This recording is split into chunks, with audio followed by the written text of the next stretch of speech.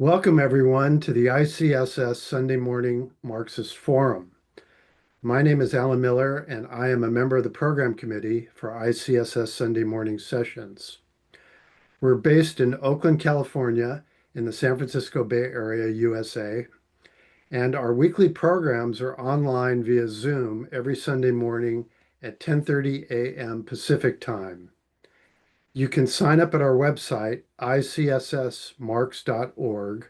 That's icssmarks.org to receive weekly email announcements for our Sunday sessions.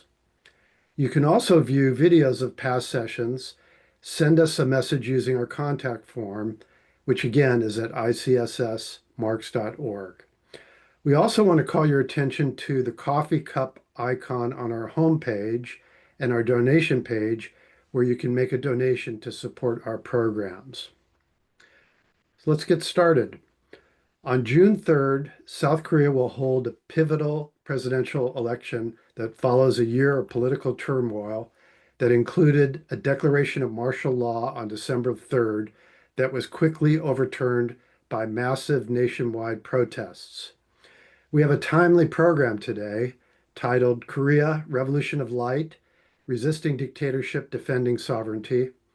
Our speaker, Simone Chun, is a researcher and activist and a professor who's on the board of directors of the Korea Policy Institute, kpolicy.org. Simone will update us on the current situation in South Korea and what's at stake in this critical upcoming election. We'll start as usual with the presentation, and after a short break for announcements, we'll have a group discussion where you can express your views and ask questions. So with that, welcome, Simone. Go ahead and start your screen share, and we'll get started. Welcome back. Thank you so much. It's a great honor to be part of this great program. And let me share my slides.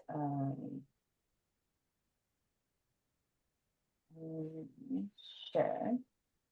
Sharing is on, and we're waiting for the slide to come up, and then you can start your slideshow. Okay, so I'm going to have a slideshow. Everything works? That's good. Yeah. Okay, let me see. It's still loading, right? Yeah. Okay. Okay, so as you know, You're on. It's working. Okay, perfect. So the title of my presentation is Korea's Revolution of the Lights, Resisting Dictatorship and Defending Sovereignty. There might be also some Koreans in the audience, so I will just also say in Korean. 대한민국 빛의 혁명, 독재의 저항, 주권 수호. I want to start with the brief summary and outline of my talk. Not only just focusing on the election itself, but my goal is to place this great democratic resistance in the broader historical and also theoretical perspective. The big issue is that it's against imperialism and repression, and a long genealogy of the Koreans' resistance. And the broader question that I want to ask is, what does the democratic resistance in Korea reveal about the enduring legacies of imperialism and the current threat to sovereignty? So I think this will resonate this question will be applicable to not only Korea, in other countries as well. And the very broad argument that I want to make is that Korea's long tradition of resistance, that is from the March 1st movement that was 1919 all the way to the current movement that we're looking at, 2025, the Revolution of Light, offers a profound genealogy of struggle against imperialism, authoritarianism, and primarily US intervention. I will skip some of the historical foundation, but I'm including this because it's very important to look at the context, historical context. So starting from all the way anti-colonial movement, that is, as I mentioned, 1919. 1919, March 1st movement was as you remember, Korea was under brutal Japanese colonization. in the very harsh environment, there was a massive nonviolent uprising, and which contributed to the liberation in 1945. Nevertheless, Korea was never became a unified, truly independent country, as you all know, immediately divided by the superpowers primarily, and the southern part of Korea is being occupied militarily by the United States. And resistance continued. And then throughout the Cold War and Korea's series of dictatorship, authoritarian rule, Koreans, as you can see, still carried that the spirit of resistance. The most recent one being one of the, not the most recent one, but well known in the Western media and also as students, is the 1980 Gwangju uprising, which was at the time was a major massacre backed by U.S. Military. Moving fast forward, again, the reason why I'm saying is this: the current movement is not just something that happened, and it just carrying this long history. 1987, there was a June Democratic uprising, which also finally led to now the direct presidential elections. Despite democratic transition, there's, as you remember, happened in many places in the world: Brazil, Mexico, India, everywhere. There's a country we're facing this series of capitalist impediment against that undermine democracy. So 1997, the major IMF-induced crisis, which completely almost destroyed Korea's economy, which then still Korean peoples resisted, and there's a massive, especially union-led movement and continuing this spirit of resistance. And finally, one of the last one is 2016. There was another major candlelight revolution that was impeached the Park Geun-hye's President Park Geun-hye. So now here we are, where we are. Right now we are Yoon Suk-yeol, that is the far-right president, was impeached, removed. How was he impeached and removed? He was elected 2022.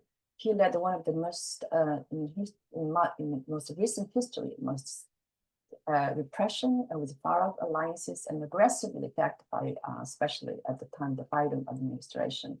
And the context also was that one of the largest and also the most aggressive US-led war game happening right now, which will also happen in August in a couple of months.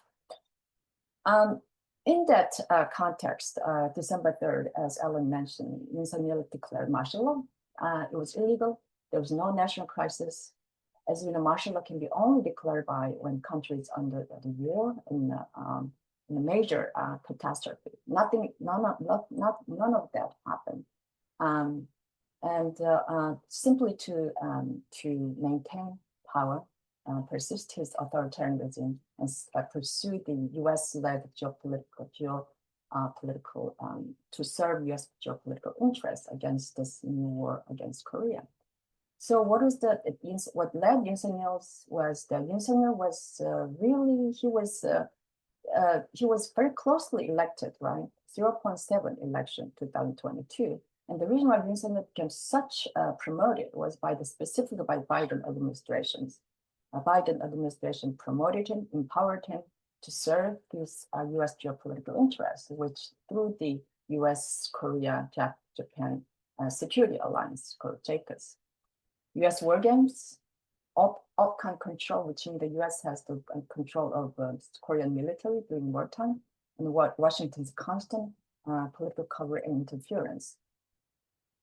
So that's the side that we are looking at. So what happened? I said the 124 days revolution of light. The reason why we say 124 days, this refers to the December 3rd, the night of martial law, and April 4th. That is when Yoon Suk-yeol was impeached. Yoon Suk-yeol was impeached and by the constitutional court. There's a word talking 125.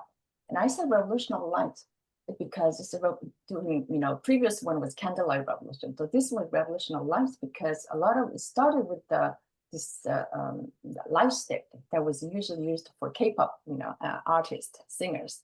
And during the revolution, during this process, a lot of this, young people, right, women and college students, and they joined this movement. They bringing this light stick for K-pop artists. So it became so those people who led the older generation also, oh, this looks so cool. So this is how it became revolution of light.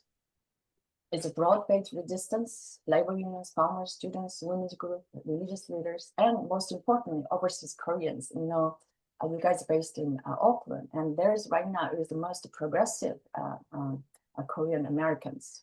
And there's Simone, maybe you could lean in a little closer. People are having difficulty. It's a bit muffled on the mic, okay. so Is just it try and better? get closer. Is it better? Yeah, I think unfortunately that's the case. Yeah.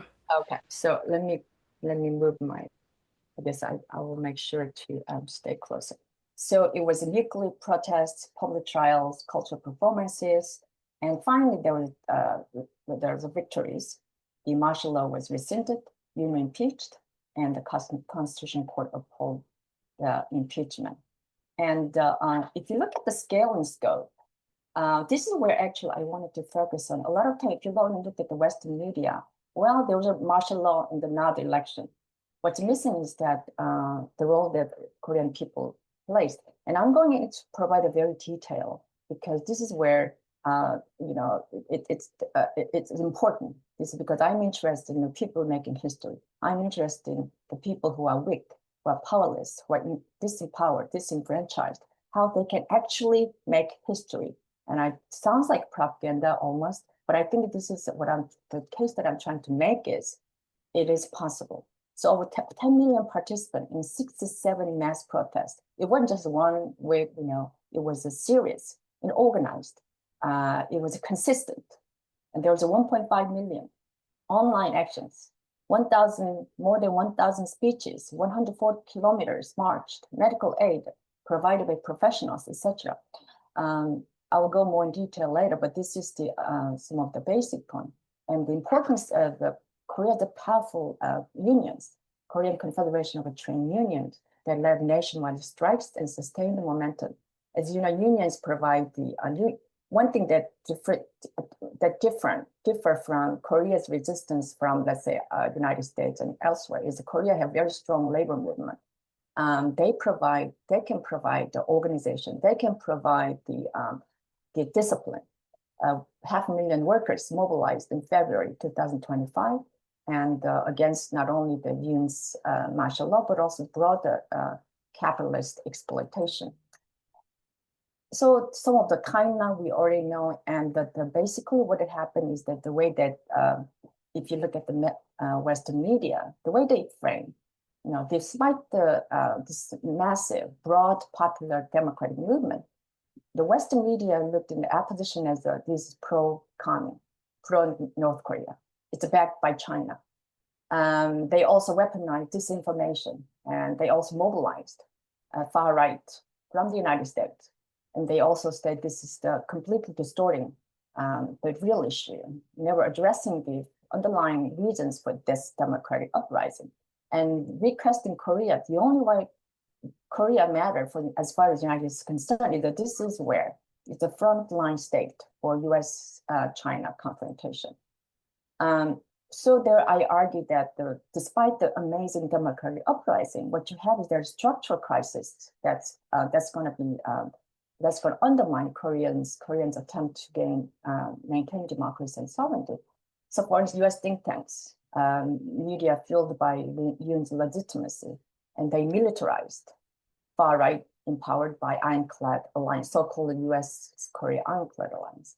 An OPCON system, the one that I mentioned about the Americas having control in wartime Korean military, and Washington's geopolitical ambitions overriding Korean sovereignty.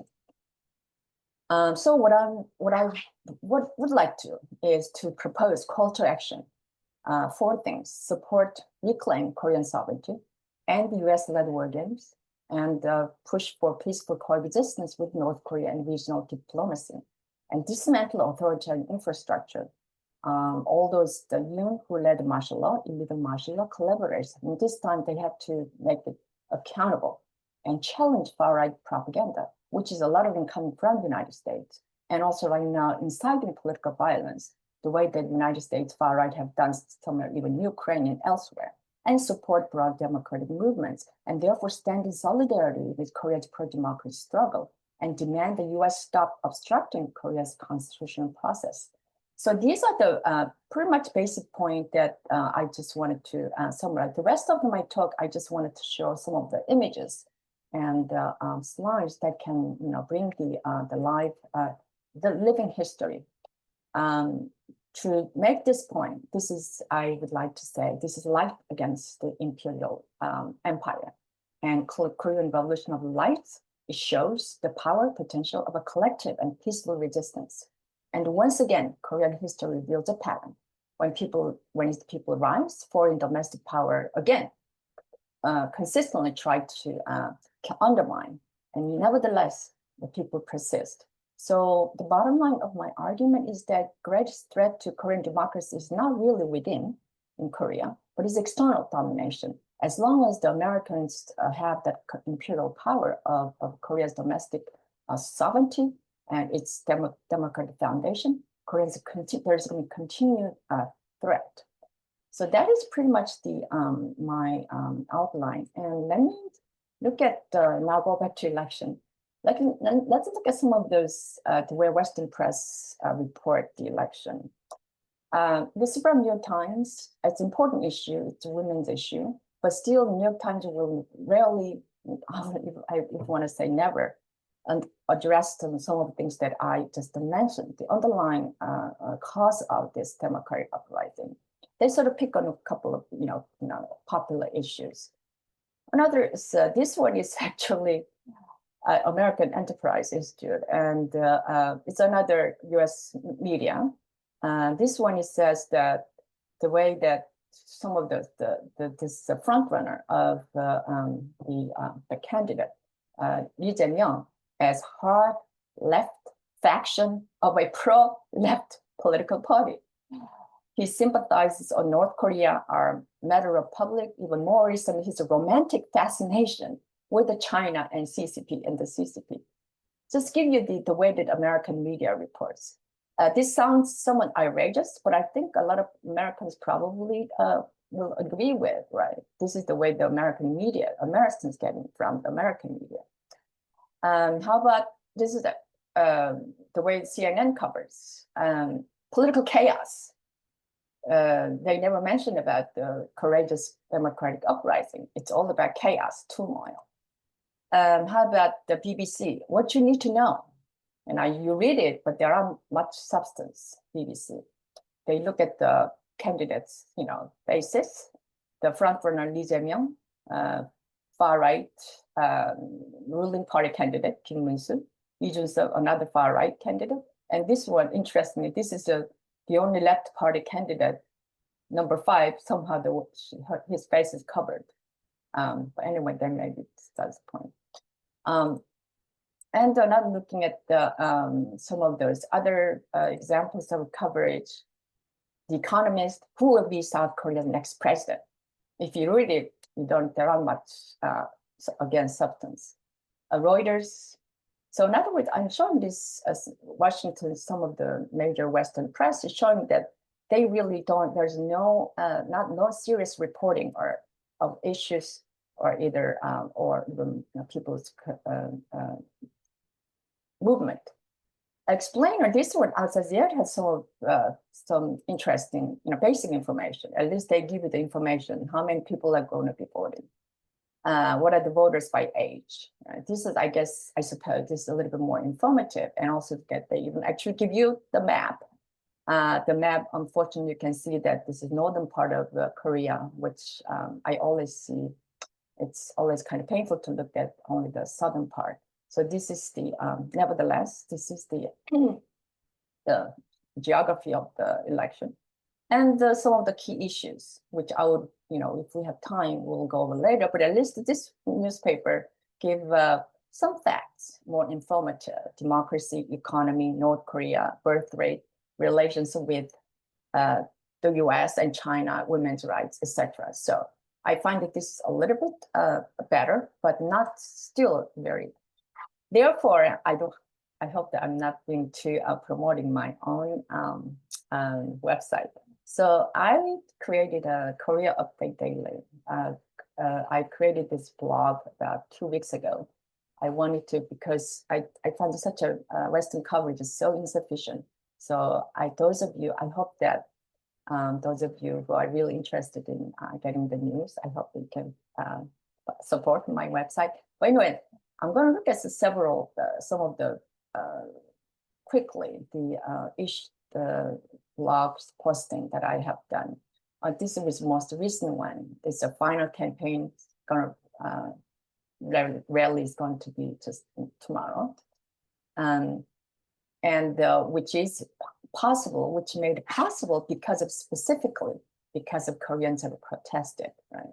Despite a lot of uncertainty. I myself were part of the movement, and but it was just every time when we thought we almost made it, there was this incredible amount of anxiety and uncertainty, and there was a really Yoon Suk-yeol is not going to be impeached. He will be in power, and still there is a good possibility that the far right will still may prevail. So this is the context why it is important. Let me skip this one, and here I want to go to more in-depth, the one that I mentioned about the extent of a people's movement. So you can, this is, I think in the beginning of my talk, I gave you a summary. I think it's important. One thing is that I want to emphasize is that literally I want to say, who made this election possible, which is in 2 days. It wasn't just Lee Jae-myung, the front runner. It wasn't just the political parties.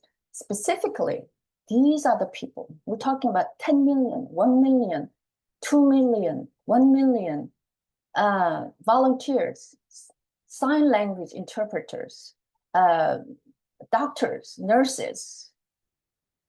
So this is what we're making of revolution, right? Lawyers for democratic society, 1,000 lawyers defending, and citizens providing, coffee, food, heating trucks, hot packs, water, toiletries. If the overseas Koreans, I myself, we donated for the fund for providing food trucks. 1.5 million citizens online, National Assembly petition, just constant petition.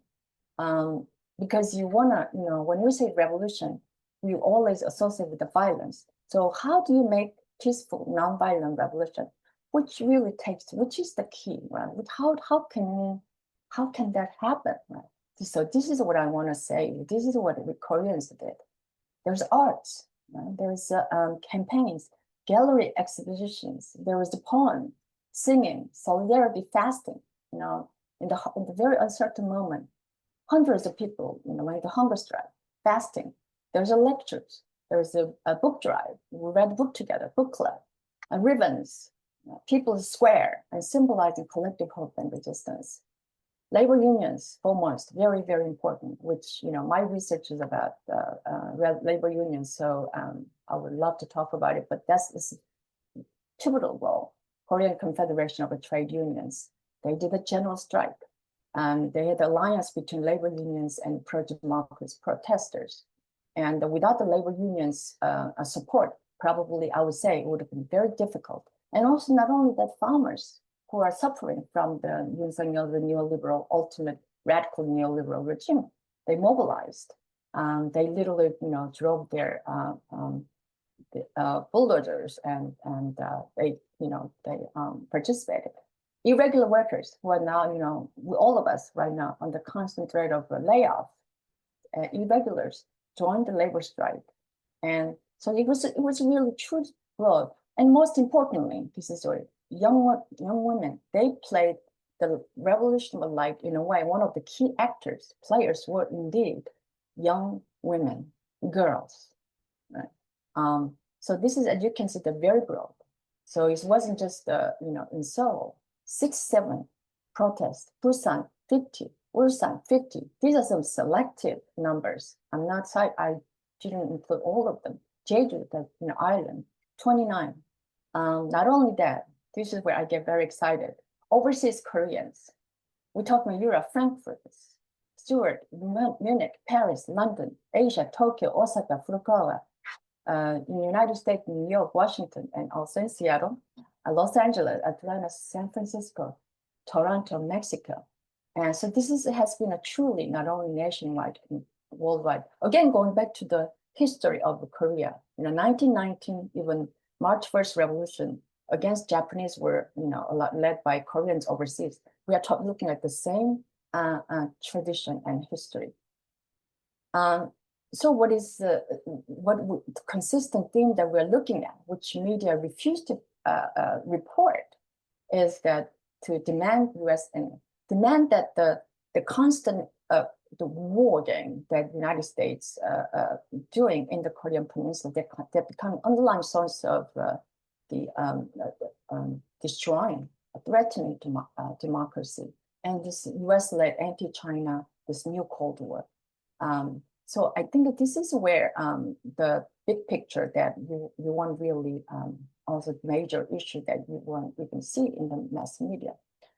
Now, so let me skip this one and looking at so far I look at some of those the history, more details about the movement, and also about how this election on June 3rd has come about. And I'm looking at Bruce Cummings, who is a famous American historian. In the very beginning, he's just during the very hard, difficult moment of the democratic movement, Revolution of Light, he says, he actually predicted, it seems to be actually correct.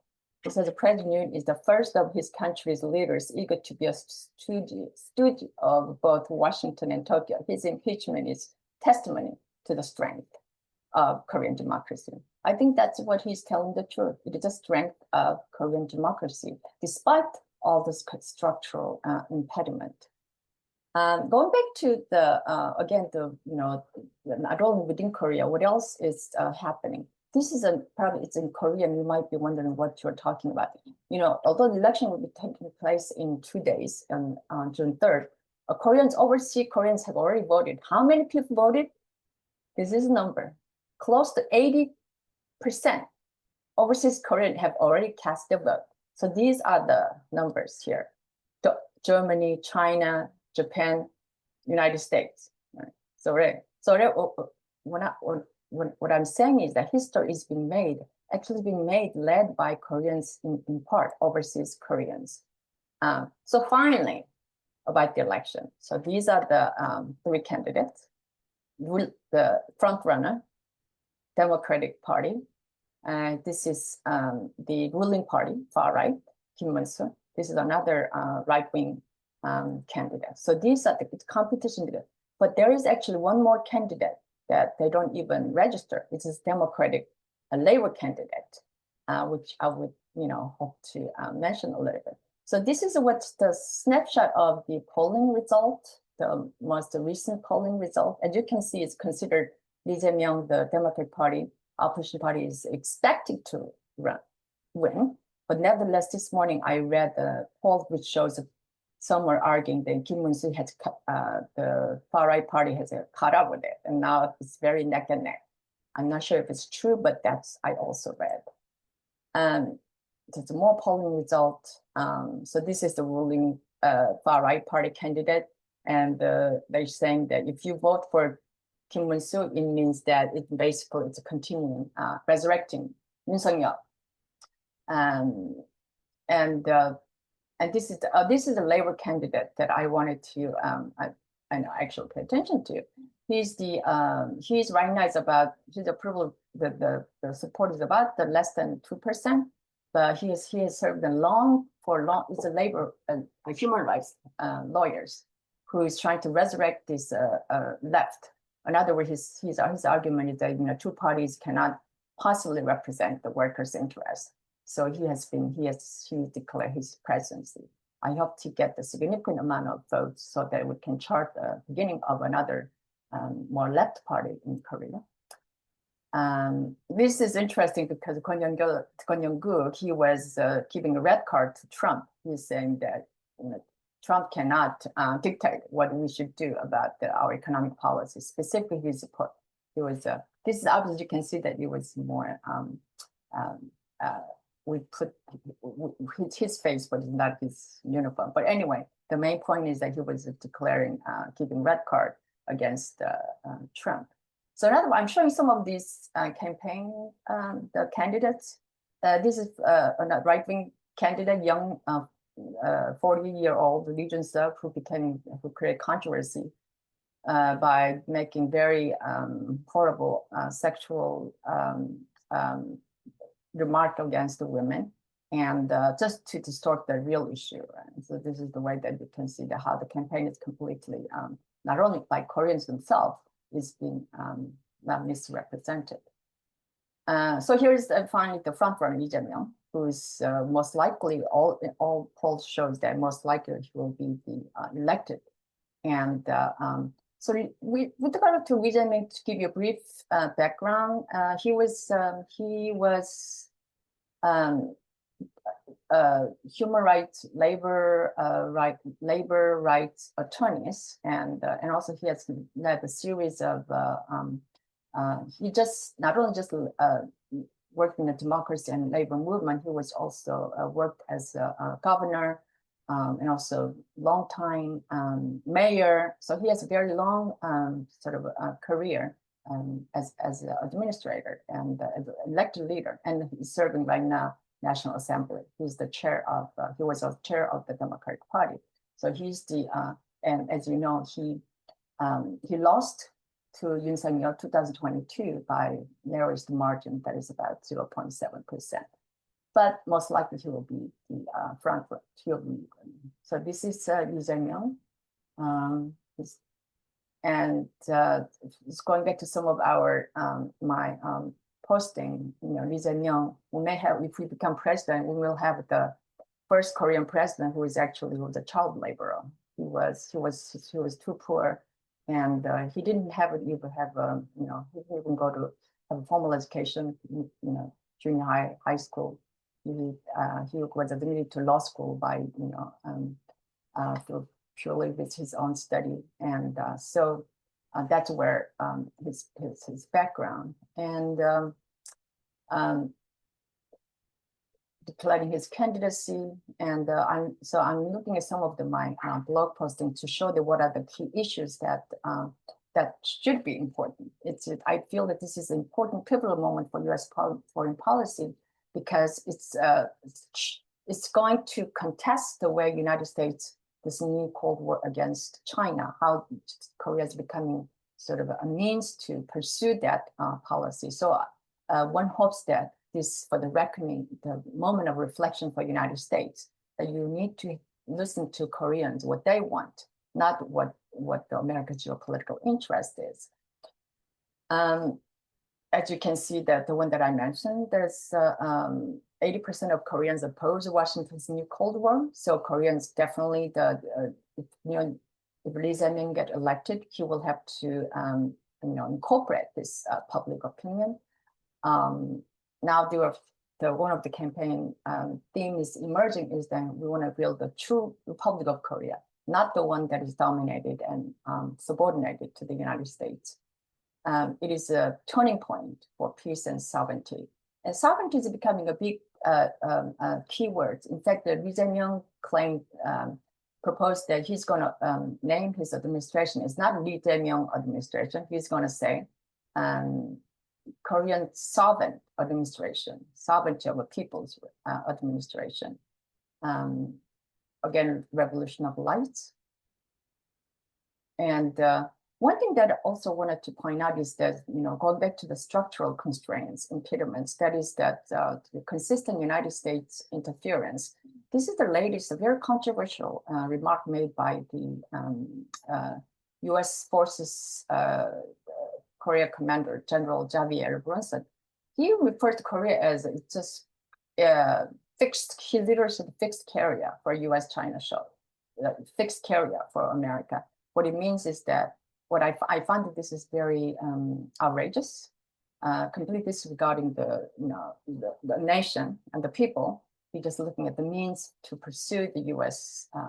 war against China. So I think we wanted to pay attention to this kind of rhetoric from Washington. And then, as I mentioned, this revolution of light didn't happen. It just decided this one. This is continuing carrying the spirit. When we talk about, even myself, when I said, should I continue to participate?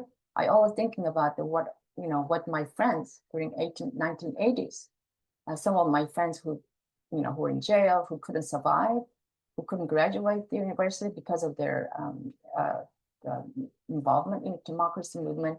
And I feel that thinking about, actually their contribution. Let me skip some of those slides because I have a cutter. Another issue that some of you might be interested in, for instance, suppose if Lee Jae-myung get elected, will there be any policy in Trump's, the U.S.-North Korea relationship? And this is actually an interesting op-ed by Austin Hedrick. There was the American Friends Service. They did the survey and said the Americans actually think that Trump was right. He said, about 70% of Americans support Trump's negotiating, Trump's engaging with North Korea. So, which is, I think, probably we should also push for. This is the Labor Party that I mentioned that was being sidelined, and he was actually showing how we will not yield to the plunder of economic sovereignty to Trump.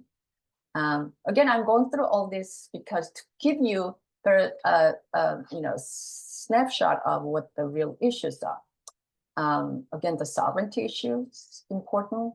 And also, another posting that I did was this continuing, very persistent U.S. far-right interference. Right now, there's a so-called delegation of U.S. delegation of election monitor in Seoul.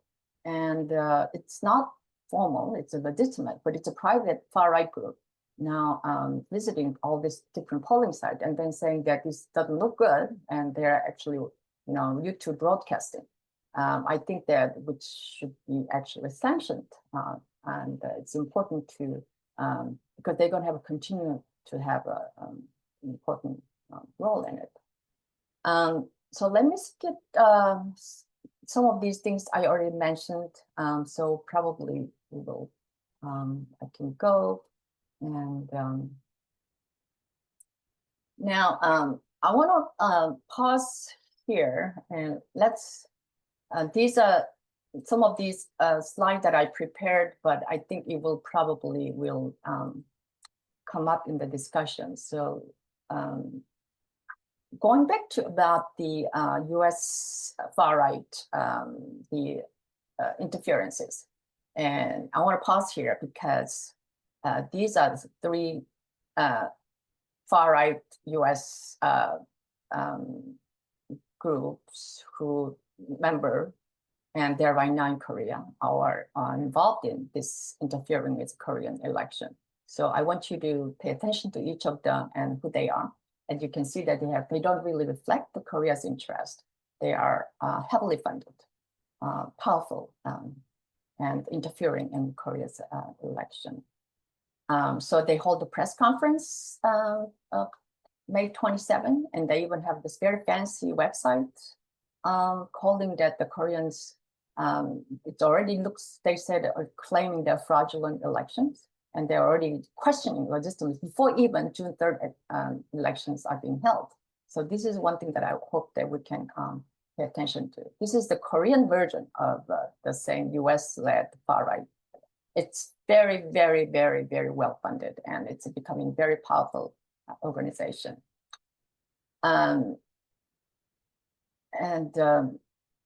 Let me go back to, I want to keep some of these, skip some of these slides and go back to very last one. Finally, I want to go into the very beginning of my talk. That is, this is the revolution. This is led by ordinary people, broad coalition. It's called, this in Korean, it's called the 빛의 민주주의 지키다. It means that the revolution of light protect democracy. It's 시민들이 기록한 대한민국 역사. It means that citizens recorded, citizens wrote Korea's history. So I want to give you some of the images, what they will look like, what they will look like. What did they do? The one that I mentioned about all these people, lawyers, young women and labor union leaders. Famous image about the one young man stopping the armored vehicle.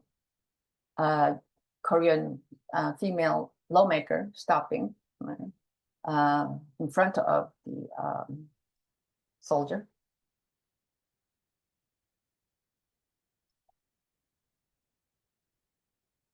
We're talking about millions, and I mentioned million, 1.5 million. It's a consistent. As you can see, the flag, all these different flags show how the broad is diverse, pluralistic. I wish I could read all this Korean word to give you the idea of how broad this is not just about led by political parties or a few political parties. This is about, we're talking about citizens, true people's revolution. Again, the same image. There is the political party, Justice Party, International Progressive Party, Green Party, labor unions, electronic workers unions. We're going to make a new world. And then so this is the Korean farmers leading the march.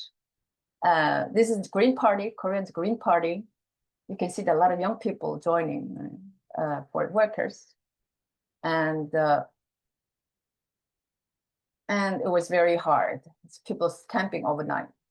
It snowed, freezing cold, still kept going. Not only that, in overseas Koreans, we're talking about Los Angeles, we're talking about Chicago, we're talking about, it looks like it's New York, Manhattan, Boston, Frankfurt,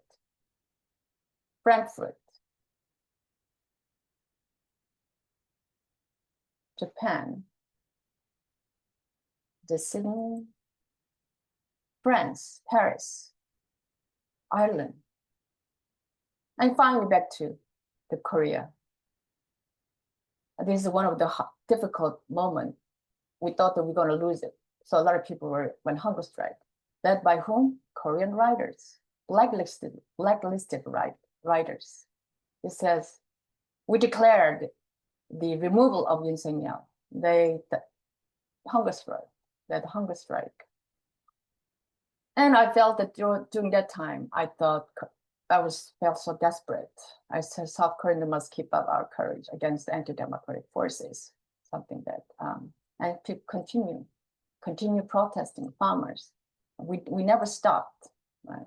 1 million Koreans. So in a nutshell, the point that I'm making is the struggle still continues. I'm not romanticizing, glamorizing our movement. What I'm saying, the point that I want to make is that very concrete movement happened. People resisted, but nevertheless, we have continued to face obstacles. I hope, and this is my last slide, I hope that this is said that this is artist rendition of Koreans who were protesting in snow and freezing weather. It says, we're still dreaming of a new Korea. Thank you, sorry, we're cheering for you. And the artist rendition. And I thank you so much for for my talk. And I'll pause here. And my final words that support my new blog. It's not great, but I hope that you can, with your solidarity, probably I can keep going. Thank you very much. Thank you, Simone. Actually, if you could put the link to your blog in the chat, that would help. That would help. Okay, after a few short announcements, we'll have questions and comments from participants. To ask a question or make a comment, you can raise your hand by clicking on the reactions button, raise hand at the bottom of your Zoom window. And please keep your questions short, ask one question at a time to allow everyone to participate. And keep in mind that this is a comradely forum for political discussion.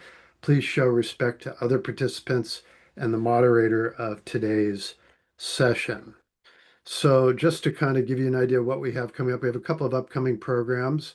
On June 8th, Mark Albertson, military historian and frequent presenter on Sunday mornings, will speak on the history of the Great Patriotic War, 80th anniversary of the end of the war, and its impact on post-war geopolitics and the Cold War.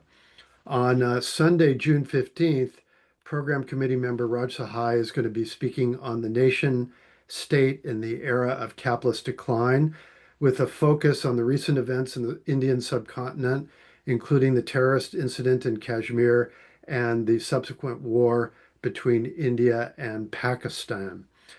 We want to remind everyone that you can sign up for email notifications for our programs at icssmarks.org, where you can find links to videos of past recordings, past programs, and you can contact us with feedback, suggestions for future programs and topics, and make a donation to support our Sunday morning programs.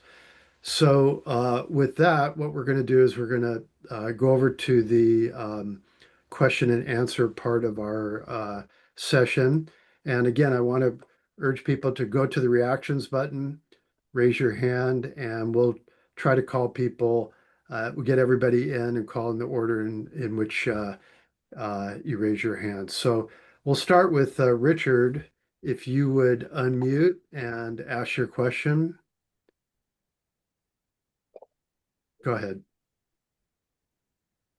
You should be able to unmute now, Richard. Me? This Richard? I'm sorry, Richard Wright. Yes. Okay. Sorry about that. Okay. Thank you for clarifying. Okay. Thank you for your presentation, Simone. Just as a little background, way back when, I used to be part of the Korean Information and Action Project out of Eugene, Oregon. Anyways, I had two questions I wrote down, and I hope I'll be allowed to give them. One was given your presentation of the depth of against Yoon, the depth of the demonstration against Yoon. How was he elected to begin with? And the second question I had is, could you maybe present or contrast the Korean labor movement in Korea, Korean labor movement, versus that in the United States? Why is it they seem to be so much more powerful, or more mobilized than what's happening here? Thank you very much.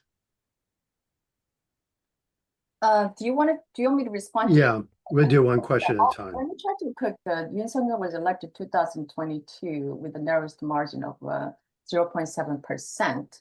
At the time,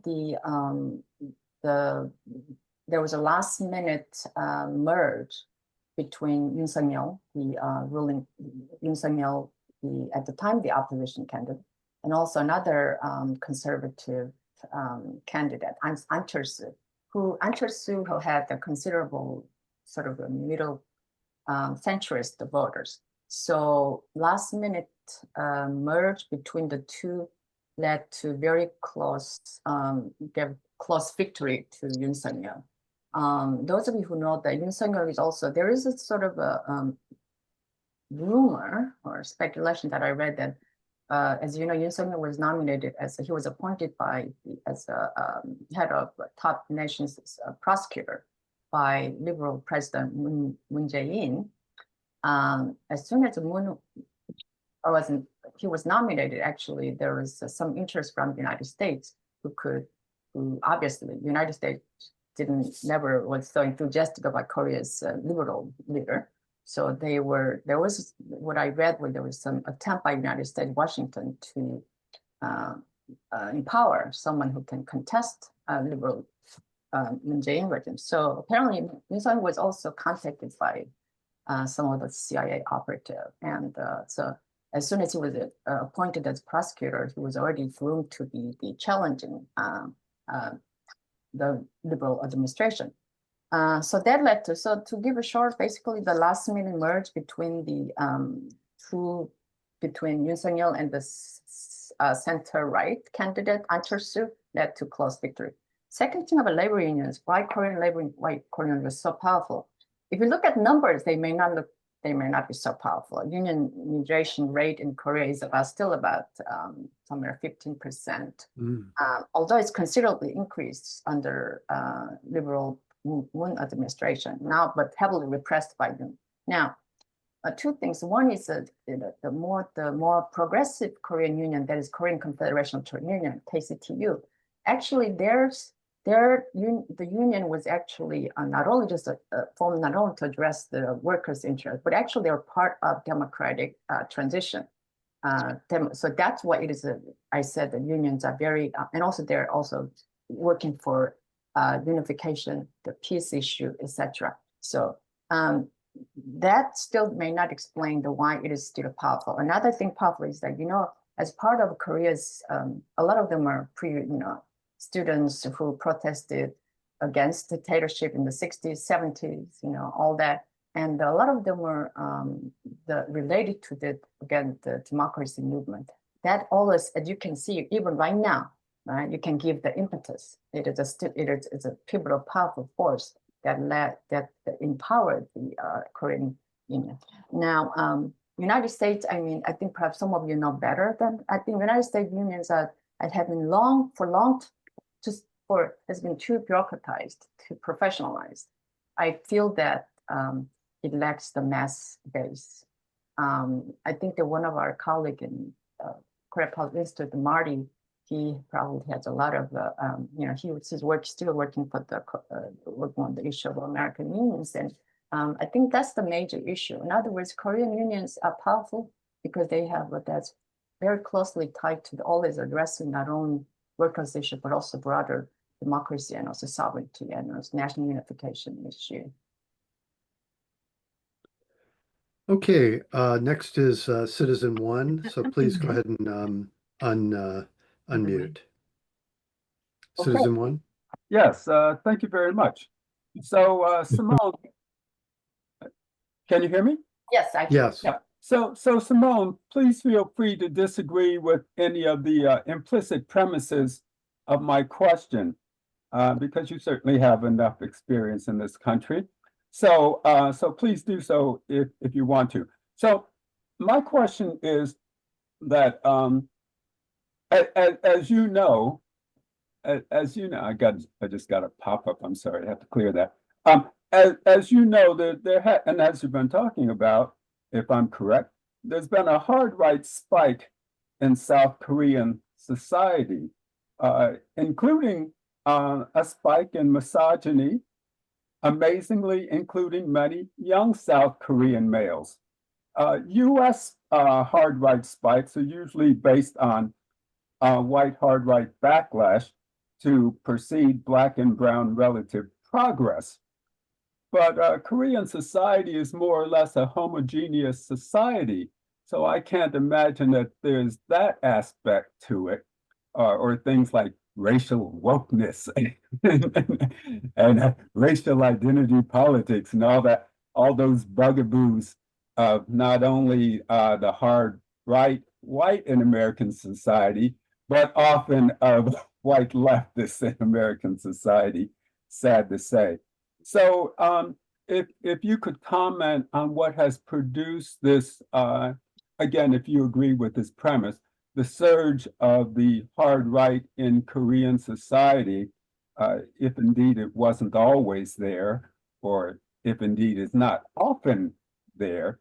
And again, including, this mysterious spike in misogyny, even among young South Korean males. And again, feel free to disagree with any of the so-called facts that are in my question. Thank you. Thank you very much for your question. It is a fact that the misogynistic sentiment is rising, and I wouldn't say it's as strong as the way portrayed in the media. And one thing is, I think this, as I briefly showed, one of the right-wing candidate, the 40-year Lee Jun-suk, who actually epitomizes the this rising misogynistic man. I would say that a couple of things. So in other words, I said I acknowledge your statement as a fact. One is economic issue. That is that obviously all of us are under this brutal neoliberal economic structural condition, and as economic crisis, you call it the increases, people tend to like to blame someone else. In the United States, we blame Mexicans, immigrants, and all kinds of people, and so there's a blame to it. And in Korea, some why it's because of women not taking all the jobs. Gender equality is leading, empowering women, and also women don't have to go to serve mandatory military service. So men are actually disadvantaged. That's also something that their male misogynistic people are saying. So economic issues, factors that are unique to Korea. And also, most importantly, I think that this, as you know, we are living in a very these days, online internet has a very different way of forming public opinion and views. And you can see that we're all talking about, I feel myself, or not, we're dinosaur. Young people we're looking at very, new generation of people whose views are shaped very different way. And but most worrisome is that, again, going back to this far-right movement, this is actually very closely also connected to this international far-right misogynistic movement. This, in the case of Korea, is actually embodied by this new far-right presidential candidate. And they make it this issue, issue as it's almost like trying to impose their view as a mainstream view, right? And so I think that those are my comment. In brief, yes, there is an increase of misogynistic view. Why in Korea? Because of the specific, in my view, is the economic issue, coupled with the unique Korean societies, factors unique to Korean society. And thirdly, again, in this globalized internet, globalized environment, you have that impact. If I may just add, and again, feel free to correct me in line with my question, there's almost kind of a young incel movement among young males in South Korea. Is that true? Young, what was that? Say again? Young what movement? Incel, INCEL. I am not sure what that Yeah, okay, I'll forgo that for now. Thank you. The other thing, Okay. I can also point out that I have 3 nephews. They're all late 30s, and also so there I would consider they're represent Korean young men. One of them is a firefighter, and another one is the computer programmer. Third one is a manager. So they're all, one servant, public servant, the other is the other 2 are working in private sector. Now, none of them, to me, not because of my nephews, I'm saying this, none of them identify with what you just said, misogynistic, young Korean male being misogynistic. They have family, they serve public duties honorably, and so I cannot. So what I'm hearing is that only through internet media, my immediate family and friends and people around me, I don't see them, right? But it seems to be, so you don't see that kind of, in fact, when this Legion's, the 40-year-old misogynistic presidential candidate made such a horrible, sexually violent remark in the presidential candidate viewed by millions of Koreans, including children. And it was a young male university student who came out protest, against him in the campaign rallies. So I think that we have to put things into perspective. And also, again, this role of media, what gets reported, what's not. Right? So. Okay, next is Mehmet, followed by Rich J. So Mehmet, if you would unmute, please, and ask your question. Go ahead. Thank you very much for a very informative presentation, and I really enjoyed it. I've never seen a working class that I have seen so disciplined and so, very militaristic as in Korea. I visited South Korea and actually participated and walked in the first line of KCTU marches. And so I don't know if I'm ever going to be able to come back to Korea again, but I was very impressed by their militancy and their determination. And on December 4th and 5th in San Francisco, we led two demonstrations against the coup. One was at the Korean consulate, and the people coming out of the consulate were actually very sympathetic to us. So that tells something. But I'd like to come back to something that you emphasized in your presentation, is the sovereignty. That is very interesting because in all the developing world, sovereignty seems to be the main demand of the people. And seeing this in Korea is very interesting. So sovereignty, although we may think of countries as being sovereign just because they are a country, it doesn't mean that they are sovereign. And they have ties, market ties to imperialism that makes them not sovereign. So if you can please comment on the business side of it, the corporations, Korean corporations that work with imperialism, whether they are towards they like the sovereignty or they want sovereignty, or are they happy with their relationships with the imperialist countries and the market shares that they are allowed to have in the world. Thank you. Amazing comment and question. Yes, I'm so glad that you had the opportunity to participate in the KCT rally. You know, my doctoral dissertation was about the formation of the role the working class played in South Korea's democratic tradition. And by looking at the, the formation of what I thought the first Labor Party, which I think was 2000, between 2000 and 2005. So I have interviewed, countless factories and interviewed workers. So I still remember that the one time I was looking at this, Hyundai workers from the Hyundai Motor Company in Ulsan, they were just hundreds of workers were just finishing after their work. They were going home on a motorbike. And it was just an amazing, when we say workers, numbers matter, right? So it was just a powerful scene of these. Koreans, definitely, I agree with you. The Korean workers have been disciplined, very organized, and carrying that tradition. And I hope that you should play a greater role in the next new administration. Now, about the sovereignty for Korea, yes, that's another your excellent point. The sovereignty, it is a key issue. What is unique about Korea is that the Korean other countries, like India, Pakistan or Brazil, Mexico, they have a certain amount of sovereignty that Korea has. They have certain amount of sovereignty. One sovereignty that Korea does not have. Korea does not have sovereignty in the military sovereignty. That means that, as I pointed out earlier, OPCON. OPCON means that Korea's the wartime control of military belongs to the United States government.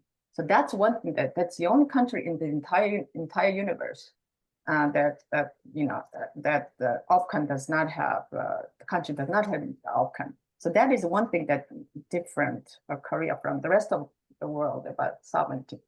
Another about sovereignty is about the economic sovereignty. That is, absolutely, you're right. Korean capitalists, I mean, they have one thing that did you see in my presentation? Did you see any protests from the businesses? Zero, sound of silence. So that says a lot. They have, so I wouldn't say, in fact, did the labor unions, they're specifically, they're, you know, right now we're all talking about impeachment and all that, but the reason why labor unions so powerfully joining this movement was specifically to contest that the Korean business is capitalist alignment and become part of the collaborators of the imperial domination, that which is hard to break it, right? Despite of these millions of people joining. So I would say, yes, I agree with you. Korean business, they're pretty much they're empowered, they're created, they're empowered, they're sustained, they will continuously be sustained by international global capitalist financial interests, supported by, especially if it's administration is a right-wing administration. So there are this concrete constraint that Korea faces, like almost all countries in the world, you know, in the other side of the world. Yes. Okay, next is Rich J. If you would go ahead and ask your question, followed by Raj. Okay. Well, thank you very much. It's a great. I appreciate everything you said, focusing a lot on the labor unions and the economy, and give us a clue about, in spite of our lack of proper coverage by U.S. media, that people are out in the street. And I hope so. Here's my first question. You spoke more than once. You mentioned more than once something like 1.5 million people that are showing up again and again, not just a one-time thing, and not just 100,000 people or what, 1 million. It's a lot of people. And so my question is, it's like 2 or 3 questions all at once. It's all the same thing in a way. It's just a detailed question. What's the population of South Korea and then North Korea, the total population, both? And then from South Korea, what if you even know, which most people don't know this about their own country, the number of registered voters, or you could say the number in a democracy question, how many people actually vote. So 1 million is a relative to whatever. Those questions I asked, those are part of the whatever. Very important, because 1 million doesn't mean anything unless you know how many people are in the pool. In other words, well, okay, I don't want to repeat myself. That's it. The other thing I just wanted to mention was that I know I've already asked, and I know that I believe that your focus, at least in your educational work, is that you're not you haven't spent a whole lot of time and had a chance to go deeply into the North Korean current situation. I just wonder how the people are doing. I was on the 38th parallel when I was 16 years old for a day and started to get an idea. Oh my gosh. So I guess my question is, can you speak at all to how you feel about North Korea, and as things change in the South, how that's affecting North Korea, or Korea is affecting the South Korea, or whatever, their policy, et cetera. Thank you. Well, that's I did think number is important. So I said that June 3rd, when the election will be held, about 44 million Koreans will vote. Wow. That includes the 258 more, close to 260,000 overseas Koreans, which, as I mentioned, already voted. 80% of overseas Koreans voted. So when talking about 44 million Koreans, so we're talking when 44 million registered voters.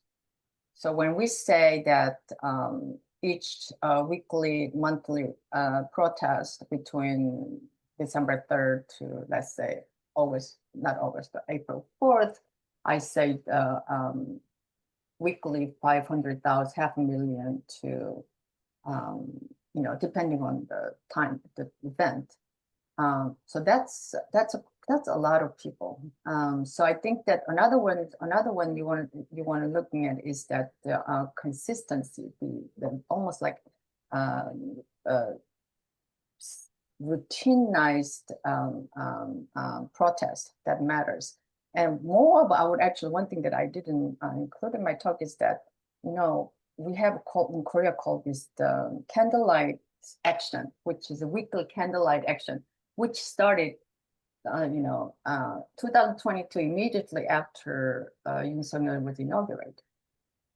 So it going to some right now. It's about the this was a 100. This last week we had the 147th candlelight action. What it does is that every week we people gather and they protest. So protest is a weekly protest. So that's so if you look at the numbers, so total Korean population, North and South Korean population will be together will close to 80 million. So that's the basic numbers. About North Korea.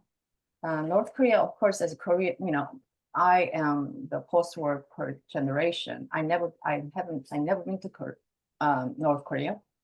I'm not allowed to, allowed to go to North Korea. And I have only met North Koreans twice at a conference in Hong Kong when I went presented at a conference. And so that's the extent of my, the direct contact with North Korea. What do I feel about North Korea? I think is that we are one nation. It is divided for now almost since 1945. It's the historical, the most injustice that should not be, that should not sustain. And there are a lot of moreover, I want to point out that, I am totally from Southern bred. I don't have any family in North Korea. But right now in the United States, we're talking about 200,000. My number could be wrong, but Koreans, we have families, relatives, friends in North Korea, and they have not been able to unite, especially under Trump administration and Biden administration. For Trump administration, that now again still make it illegal to go to visit North Korea. So I think we have in this case. I think it is the greatest human tragedy of the 20th century. Now it's going into 21st century. Going specifically about the this is why I pointed out the one thing they wanted to point out is that if Lee Jae-myung win, I think the expectation is that Trump should continue engage with the North Korea. Whether it's a summit or other engagement, we should work for a peace treaty, ending Korean War, and focusing on going back to sovereignty issue, allow Koreans inter-Korean engagement. As you know, Trump did in his first Trump period, he did a series of negotiation, but and despite what your criticisms are, at least he tried, and there was a opportunity. I think a lot of Koreans would like to see that again, and the Korea will be ready. Lee Jae-myung has a long time.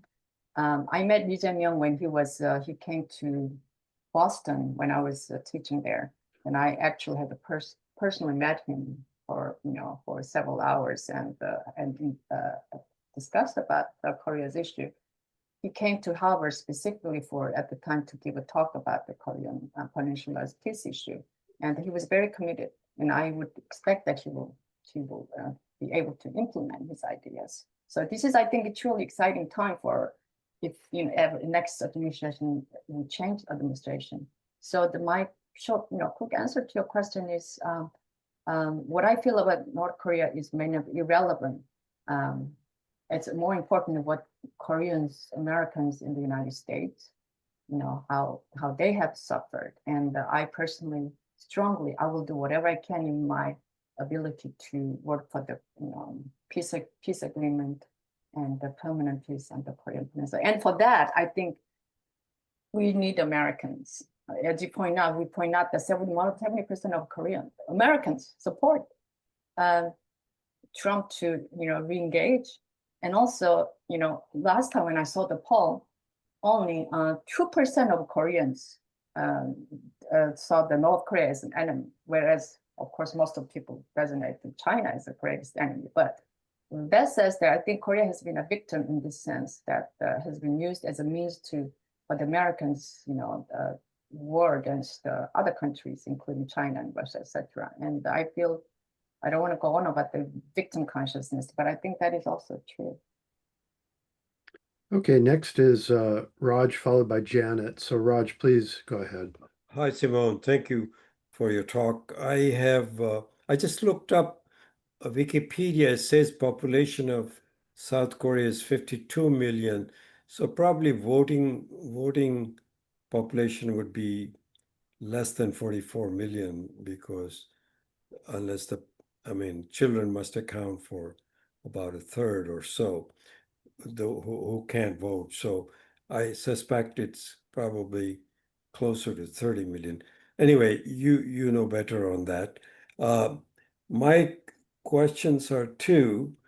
Given how organized Korean working class, I'm surprised that the left candidate got only 2% of the vote, or is polling or estimated to get 2%.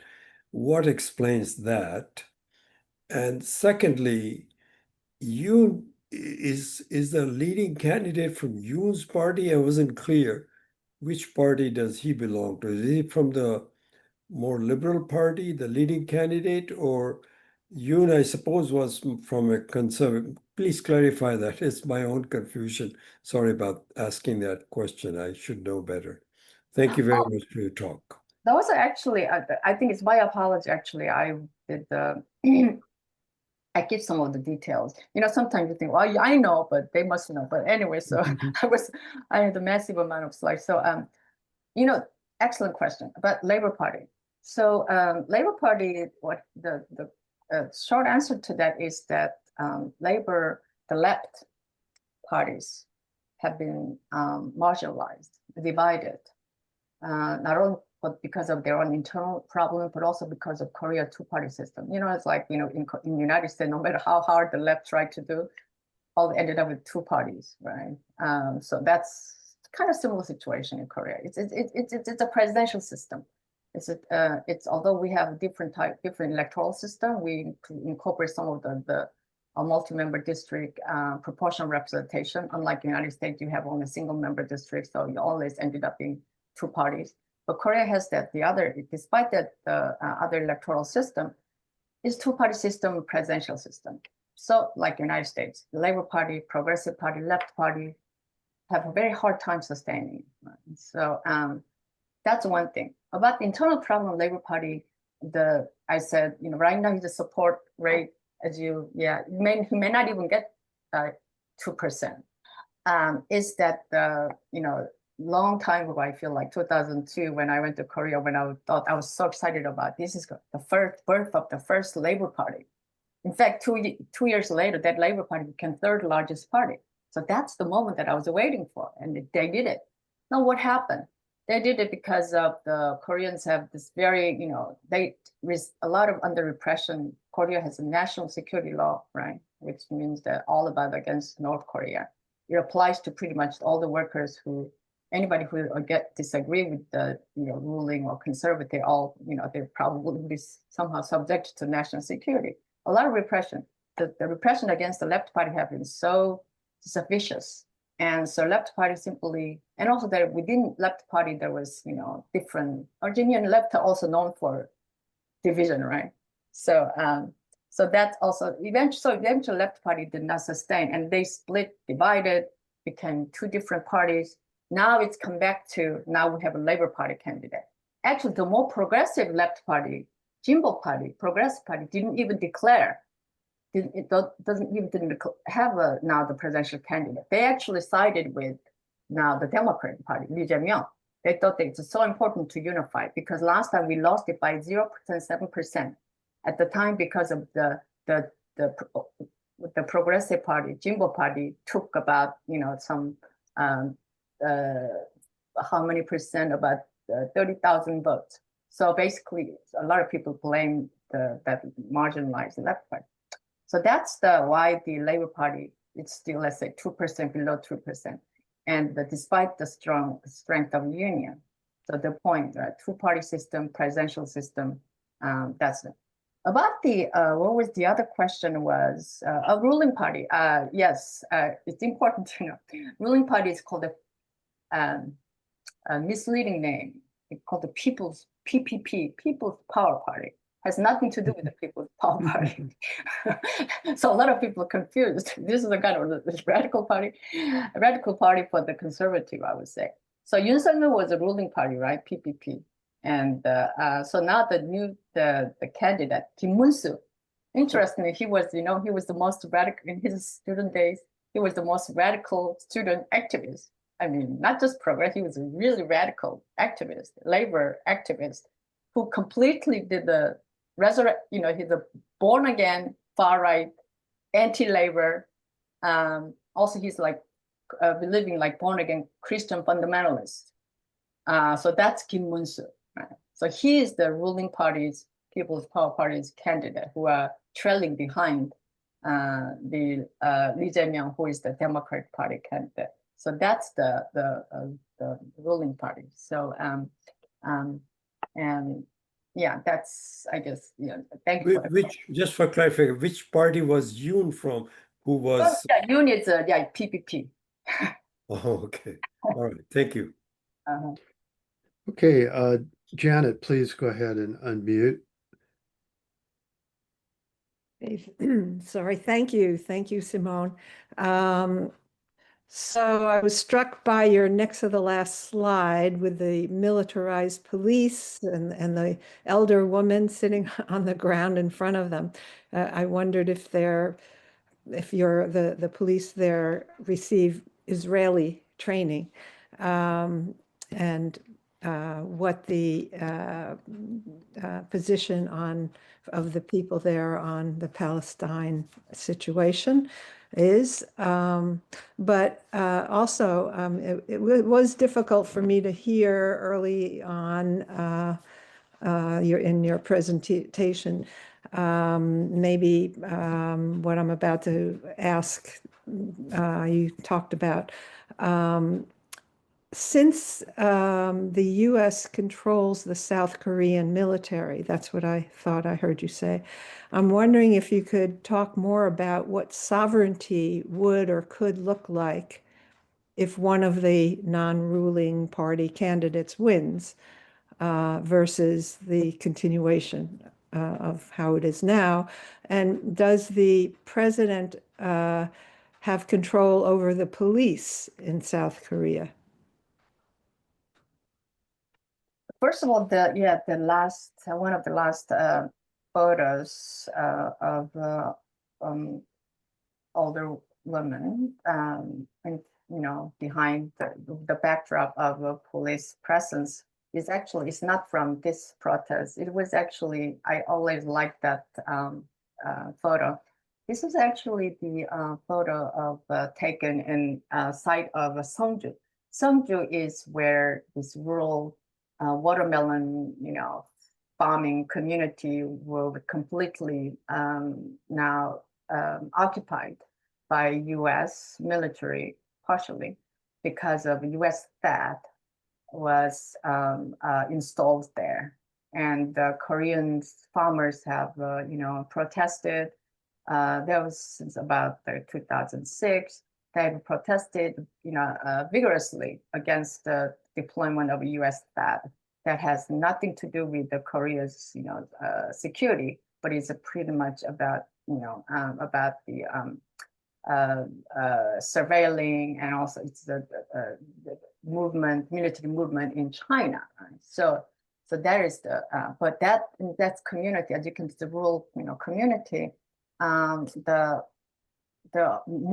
movement, they also had a weekly, protest for many years, still going on, was actually led by older Korean women who have been there for generations.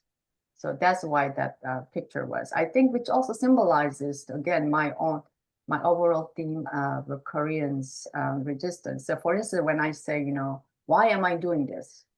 I'm doing this because I remember, something that my mother, said, what she did, the Koreans who may not even be ordinary Koreans, who may not be, so politically active, but in their everyday resistance, right? They suffer, for instance, my mother, who's endured Japanese colonization, Korean War, dictatorship, and although she passed away many years ago, I remember she, always the way she carried, So that's what I think Koreans remember. It's about the history. It's not just about, I think, that what we learn from textbook or media. I think history is very much ingrained within our family history. So I think that's where I felt that image was kind of, I can identify with it. I can see that my grandma, right there, my grandma, who was maybe, she didn't like the Japanese colonization, and so about the U.S., so what the sovereignty in U.S. control? Okay, so first of all, the Korea will have, in fact, the opposition party candidate, the frontrunner, Lee Jae-myung, his campaign pledge is that he will get the OPCON, wartime control of Korean military, back from the United States. And within his term, he said, well, of course, he's trying to be very centrist. He says, with the cooperation of the United States. So that is the official line. So in other words, what that means, translated into what it means, it means that the United States will not be able to declare war or start war in the Korean Peninsula. Right now, if Korea can be dragged into to war that Korea does not approve of, because the United States have the OPCON, the military OPCON control of the Korean military. So, for instance, as you remember, the United States, the latest from Washington Security establishment, they all say that U.S. Army in Korea is not just, it's beyond, it's a global force, pivotal. Korea has a pivotal role, which means that, Korean, they should be involved in, America's war elsewhere, like, maybe potentially in the Taiwan Strait issue, China war, if any happen in China. So that's why it's the Koreans to have reclaim the OPCON of military is key. Koreans does not want to fight the war that does not have involved its own national interest. So that will be the more concrete term. Another about the sovereignty issue will be that, again, the U.S., the heavy presence of, you have Korea's American troops, there's about close to be exact, 28,500, or some people say 30,000 American soldiers. Their American U.S. military bases is all over the entire Korea. In fact, the agreement, U.S.-Korea agreement signed, the security agreement, a mutual alliance signed between two Korea, literally to exactly this language. The United States has the freedom to create any military bases in any part of Korea. So that has to be also changed in the what we call, when truly call sovereignty. So, for instance, let's say, what if Canada says Canada has the right to create any military bases in any parts of the United States? It sounds ridiculous. So I think that's another part of sovereignty. And also the third sovereignty issue will be that the Koreans will be able to, again, going back to this global capitalism, it is very important to Koreans, especially for the working class. It's important for them to be able to, reclaim kind of their idea of a sovereignty. Workers can control of, being able to contest the capitalist, global, monopolistic, multinational corporation. That includes actually, of course, domestic Korean Jebel, the powerful conglomerates. Okay, James, if you would unmute, followed by Keith and then Lucy. So James, please go ahead. Thank you, Simone, for the presentation. Your talk was timely for me because I just started reading A Hidden History of the Korean War by Eye of Stone, and which presents a narrative that basically sets the stage for the U.S. occupation and domination of South Korea as a sacrifice zone in what the U.S. military viewed as an inevitable war with China and Russia. Yeah. And it seemed this was a view also pushed by Formosa. There was a heavy lobbying from Taiwan during that period. And it seems like this view is resurrected now that China really acts as a sovereign state and did not really succumb to U.S. capitalist domination, including the Formosa lobby, it seems to me. And can you comment on the narrative in Hidden History, and do you think it matches your understanding? And then a second question is, how much do you think the Korean demographics with an aging population and low birth rate play in the current South Korean politics? Yeah, this book is actually true. I will recommend all of you. And also, I'm honored to be very acquainted with this new edition. We have the introduction by Tim Bill, who is an amazing New Zealand expert on geopolitics in East Asia. Tim Bill and Gregory Illich, who is also the board member of Korea Policy Institute with me. And so they made, I recommend this book to all of you, and especially with the forward. Yeah, I agree with in fact, this book is truly eye-opening. It's almost like a journalistic account. So you really get the really close look of what events that was unfolding at the time, which in fact, I read that this book was actually censored and it couldn't really publish at the time. And so I really agree with the narrative that is presented. And one thing that I want to talk about is that then I came down post-war Korean generation, and I went to all my education, college, all education, most of my education in Korea, and studied graduate school in the United States. Really, in Korea, I really didn't learn much about Korean War. Korean War was actually learned through, my own sort of school, a lot of all this, literally the entire education when I was going, it was all about, education was pretty much just anti-North Korea education. That was it. The bottom line, we had all those uniforms and I remember participating in this speech contest about how horrible North Korea is, evil regime, and I actually got a first prize in those speech contests and all those so coming actually to the United States, I actually exposed to to even Bruce Cummings. I know it was American scholars actually. If you look at the other side of the role of America, right? The America is still this is country that it's one of the great things about actually United States is they actually have this incredible, in a way, educational system where people from all over the world, country, they come actually here, including myself, and which is still true, right? Now it's being undermined by Trump's policies.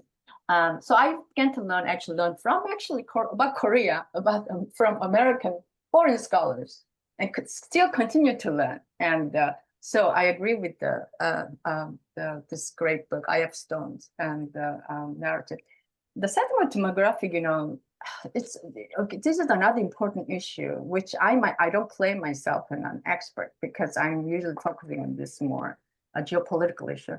And it is a major issue. Koreans, read the photo story about there won't be any Koreans. You don't even need war. There won't be Koreans in next, I don't know what, within this century.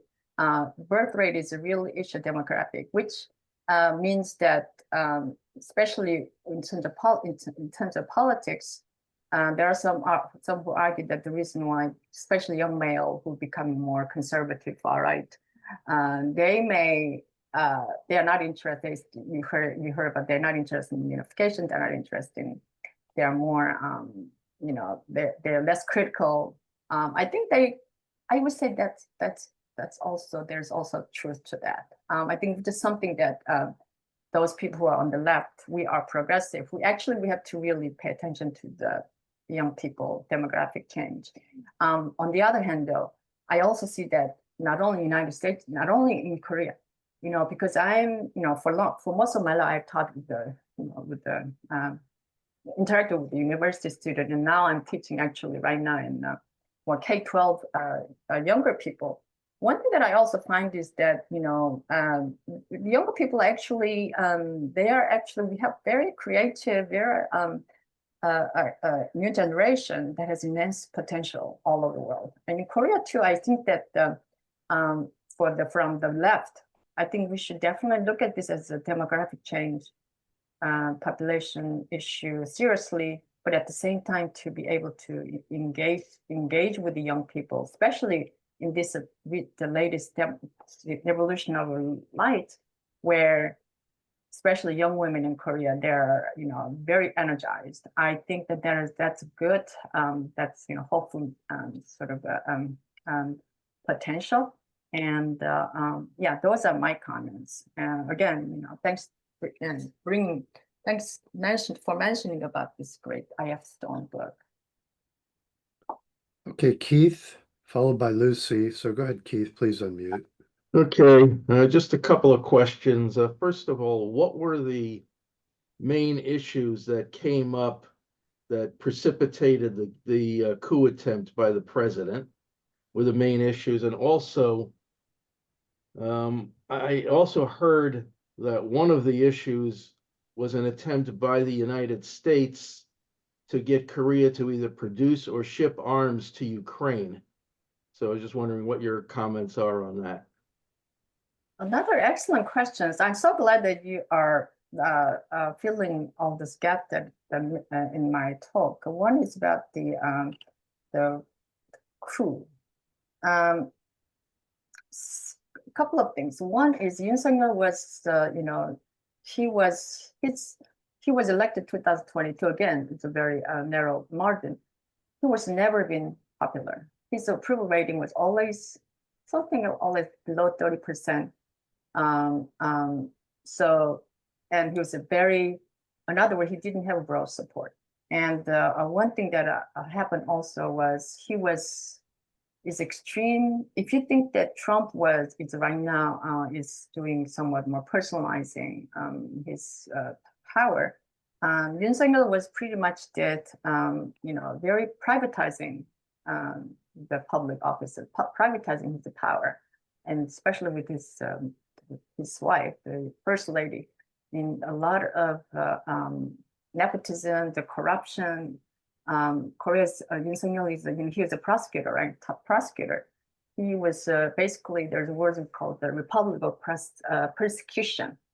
Republic of prosecutors. Almost all the major, position was actually by formal prosecutors who led on to this. So in other words, you can see that the massive accumulation of corruption, irregularities, and repression, etc.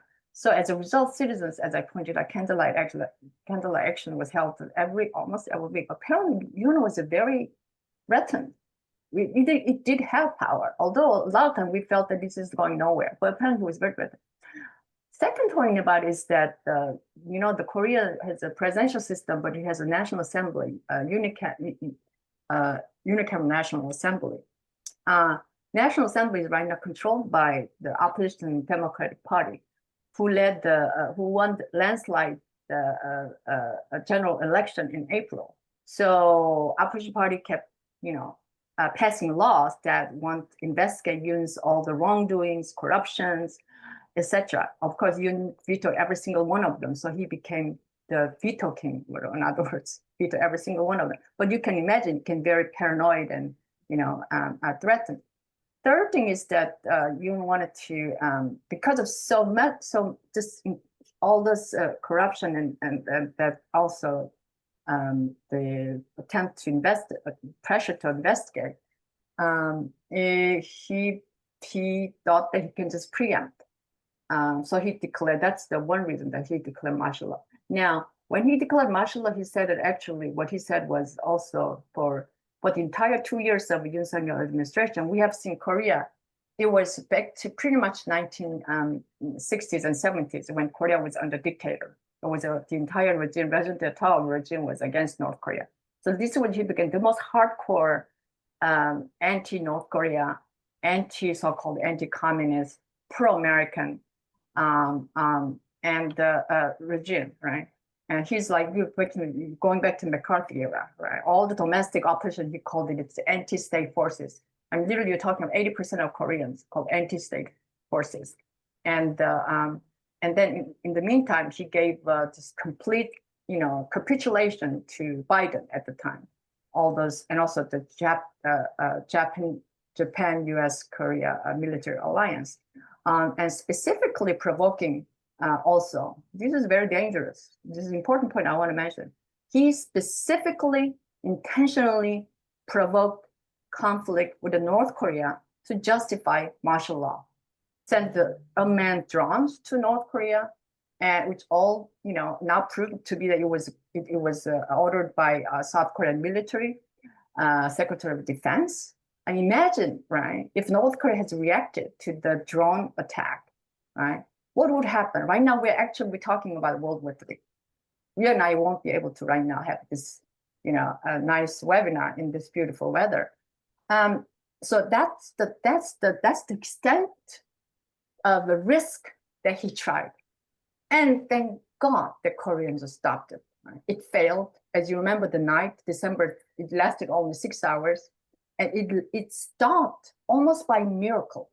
The National Assembly, when it happened, the Lee Jae-myung, who's running right now, the front runner, he was home. He drove to National Assembly within 40 minutes. If he was late in 40 minutes, he would not be able to support. He did live YouTube broadcasting, say, please come to the National Assembly. Please come to the National Assembly, because those troops are moving into to the National Assembly. And the Korean law for our constitution says that president's martial law can be rescinded by National Assembly, right? 2/3 vote. So this is what Lee Jae-myung did. It was a sheer, actually, it was a luck that we were able to stop. So going back to the answer to your question is combination of personal and also geopolitical, and also just the audacity of Yoon Suk-yeol, because he felt that he would have full support by Biden administration. The guy was, politically, he was not even presidential material. He was this prosecutor all his life and empowered, promoted.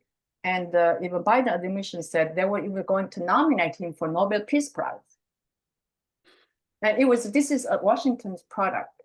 And that led him to declare the martial law. He thought it's gonna succeed, and so it didn't. And that shows again how significant the Korean people's ability to stop this. The bottom line, we stop a war, potential war. Okay, we're getting close to the closing time here, so let's go ahead and keep questions on the shorter side. Lucy, followed by Judith, followed by Eugene. So please go ahead, Lucy, unmute. Simone, thank you so much for your talk. It was very good and in-depth, and I enjoyed all those pictures at the end of your presentation. It was beautiful. My question has to do with South Korea's population, the people, and how they view China and the struggle, the fight against imperialism is the way I see that Donald Trump, although he pretended to be a good friend of the North, he is actually moving towards isolating China and making everybody enemies of China that they can. So I bet that the media in that country, in South Korea, is bombarding the population with anti-China rhetoric like we have here. So does it look that way, and how do people see it? Or do you have any sense of that? Another superb question. Yes, it is a serious issue. First of all, about the anti-China rhetoric, anti-China sentiment exists in South Korea, and also propelled, specifically instigated by far-right groups. They blamed, in fact, they blamed North Korea, had not North Korea, China had something to do, interfere with the general election that led to the opposition landslide victory last year, April, which is false. In fact, the YouTube journalist who claimed that is now actually literally indicted, and he got sentenced to a couple of years in prison. There's also there has been harassment of people who look like Chinese. You know, there's a lot of Koreans, right? Korean Chinese in Korea, and attack on the people who look like Chinese. Yes, that's also true. There's also Yoon Suk. That's still, we're talking citizen. Now, Yoon Suk-yeol himself has, this is a whole new different. No previous Korean president, I would say including the dictator Park Chung-il, we talked in the 70s, all the previous Korean president, including, I say, conservative, has not really come out that sort of a kind of anti-China, anti-rhetoric. Especially since the 1980s, Korea always trying to be in a more sort of balanced foreign policy. Okay, the typical line is, we support U.S.-ROK alliance, but we want to be also a balanced relationship because China is such an important country in terms of economic economic relations, and Russia too. Since the fall of the Soviet Union, we also had normalized the relationship with Russia. So it has all the balance, but Yoon Suk-yeol fundamentally changed. So when the leader, when the rhetoric comes from top, such a anti-China, specifically adopting U.S. rhetoric anti-China, you can imagine what kind of trickle-down effect that it's going to have. Now people are going to more freely talk about it. So that is also a fact. I must point out, I admit. But still, I would say, I will go back to my original claim. My impression is that they are not still, is the majority of Koreans do not feel that way. Now, as I pointed out earlier, and I showed the slide that almost 80% of Koreans disapprove of Yoon Suk-yeol's radical shift against anti-China. Majority of Koreans support balanced. Now, even again, this is again where also tied to economic issue. Imagine also the Korean companies that are going suffering. China, it is a fact right now. We're looking at China is, it's a major economic superpower, which will soon probably, not sure overtake the United States, but that is also a fact.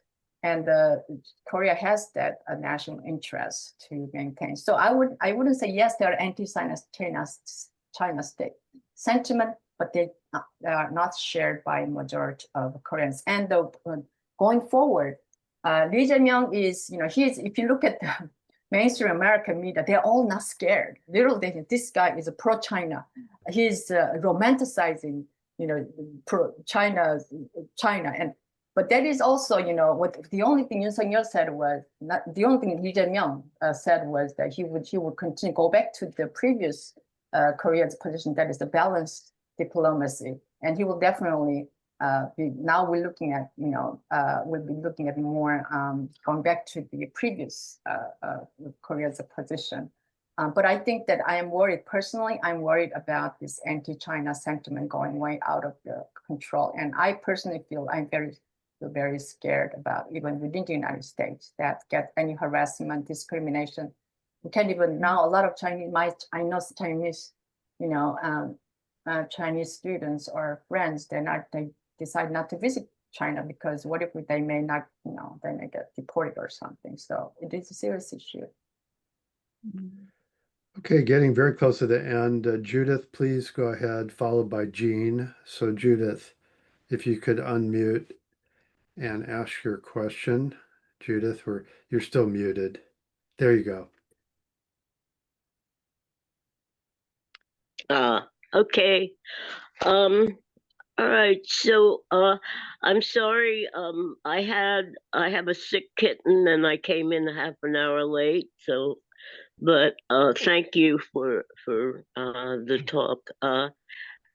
I would like to know. Well, first of all, it seems to me that South Korea is in close to what could be described as a neo-colonial situation. And if you agree with that, could you discuss it? I would like to know the class structure in South Korea. Poverty, poor, working class, middle class, upper class, super upper class, etc. And the other thing is, what are the trade relations with China? Okay, I'll end it there. Yeah, again, the very excellent questions. The first answer about China. China is the number one. Korea's number one trading partner. So that, I think that itself should indicate why the Korea's importance of having close relations with China. The second about the neo-colonial situation.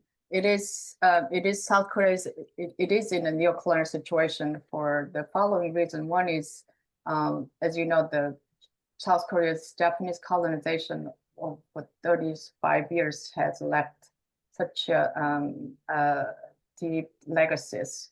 What I'm saying is that when Korea was liberated in 1945, instead of independence fighters, let's say, the Jefferson and all those founding fathers, they became president after the America's war against the, independence war against Great Britain.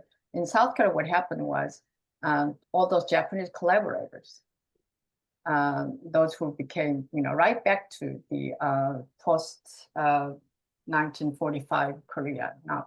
So one, because Americans immediately recruited all those Japanese collaborators. Those people who worked at the police, working for Japanese, and they are in all the major positions in Korea. And not only that, Korea's capitalists who also obviously, in developing country, right? The politics in the capitalists also they are created and connected to the political elite. So also Korea's capitalist major economic elite, capitalists also tied to those those who were groomed, who got empowered by Japanese in the colonial period. So, and also now I can go on and on about the people who are, justices, who are lawyers, all the elite classes are pretty much, we're talking about what we call the Japanese colonial legacy. So that's the one post-colonial legacy. The second one is, of course, immediately the United States. I mentioned them several times about the U.S. because of South Korea's geopolitical interest. It is, in fact, I would say, the most important country in the United States' new geopolitical policy. Right? Look at the map. It's the closest to China, right? The now U.S. number one competitor. Now, that in itself says everything about the U.S.-South Korea relation. And the United States. That's why United States, South Korea's another one coupled with the neo-colonial legacy from Japanese colonization. Now you have a neo-imperial U.S. Militarist. So that's it. Third is about the class structure. I think this is some major theoretic scholarly investigation. The South Korea's, you have this, South Korea has this sort of a, what are called, Korean dream, the miracle in Han River, obviously Korea now number 10th largest, economy in the world. Korea is not it is considerably economic power that it claimed to be. But if you look at within South Korea, what's happening? Like everywhere elsewhere in the world, under this neo-capitalist, neoliberal environment, no countries, including the United States, right? We are not in the United States. We are all part of this glamorized, what call wage slave, or if not wage slave or something else. The inequality has increased. Middle class has been shrinking. The the ruling elite upper class, the capitalist class has been obviously it's really growing, and especially under Yoon Suk-yeol administration, and even with the liberal regime, that's their limit, right? You think the Democrats will do better than we know that what sometimes two parties, the same capitalist parties. So that's the same situation in Korea too. That this extreme inequality between classes, that's going to be the major. In fact, it's going to be the biggest challenges in the new administration, and the poverty has been increased not only because of the the traditional people who are in poverty, but people who are working but they are in the poverty. Right? I think in my family, I must say that three of my sisters, I have three older sisters, they are all working. They are older than me. They are in the although we have a asset, they are I would say they're right now literally like on the below or above poverty line. They work, but that's the way. And also the most difficult thing about the young people, like the United States, this this lack of job security, mass unemployment. So I think that's it's universal, things that happen everywhere. That brings to this forum why this forum is so important. I think what I'm saying is probably will be shared by, I would assume, a lot of people in Mexico, Brazil, Sao Paulo, and India. That's where we common struggle that all of us, working class, whether you live in Seattle, Washington, in San Francisco, we share this common struggle. That is why I think that it's so important for us to have a solidarity. And I think I would hope today's presentation, I hope I show a glimmer of hope. In fact, the other day I was, during this long, uncertain 124 day of the democratic revolution, I was so involved. A lot of them I couldn't sleep. I had to get away. I escaped. I started, escaping to reading fiction. One of them was the Lord of the Rings, which I've been reading. And one of them where it says, it says something like, there's a part where it says, I don't know exactly which chapter it said, history is, what move history. And he said it's actually people who are weak. Why? Because it's for them, it's a necessity, right? It's a necessity. Sometimes you struggle even when there's no hope, right?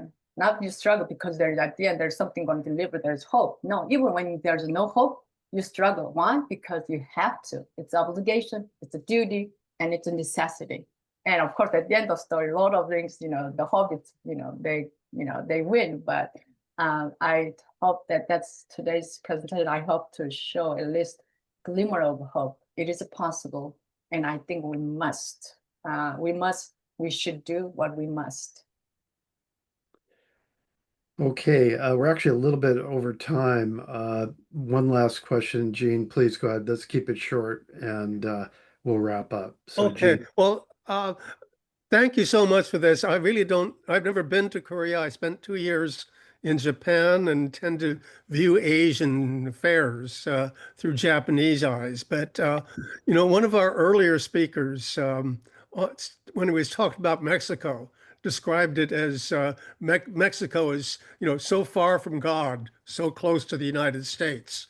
And I'm wondering if that could be rewritten for Korea, so far from Buddha, so close to Japan, because Japan has played such a role in, the first country to be conquered by the greater East Asian prosperity sphere was Japan. And there's all this, super exploitation, the comfort women, all the other kind of the enslavement of Koreans and so forth. So I just if you want to comment on that, that's all. And again, thanks for a great talk.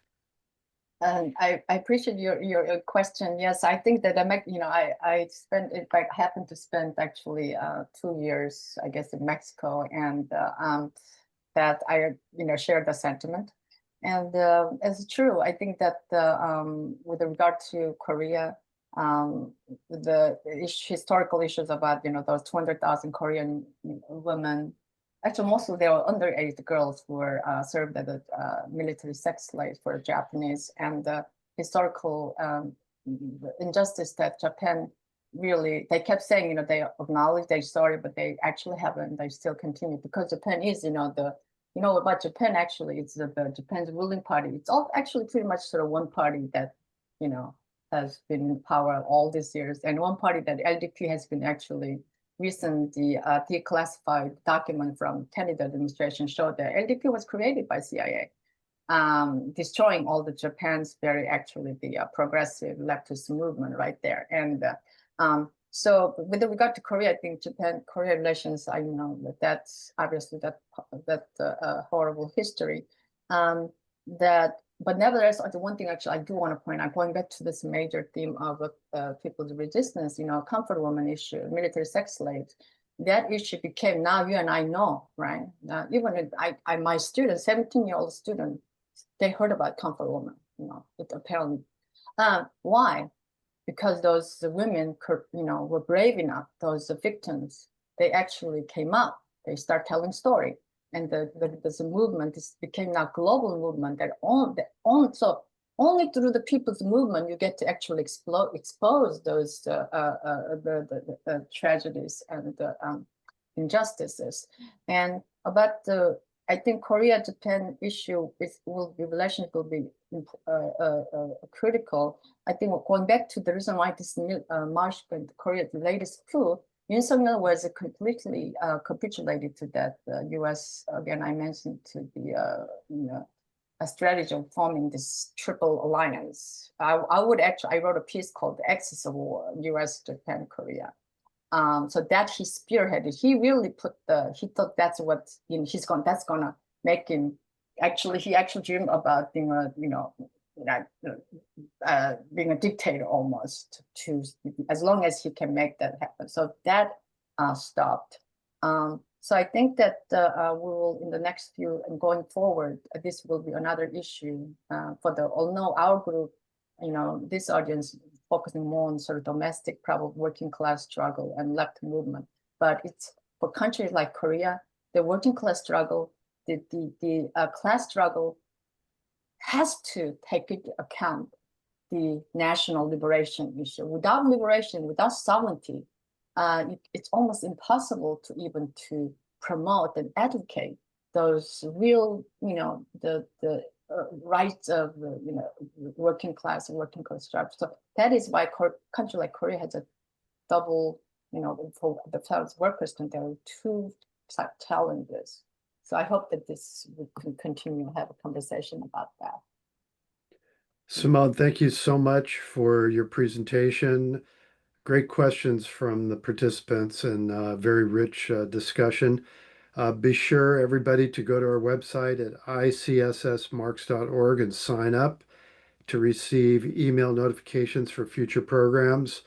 And stay tuned, watch what's happening in the election, and I guess we'll find out soon. So thank you so much, everybody. Thank you, Simone, and we'll see you next week.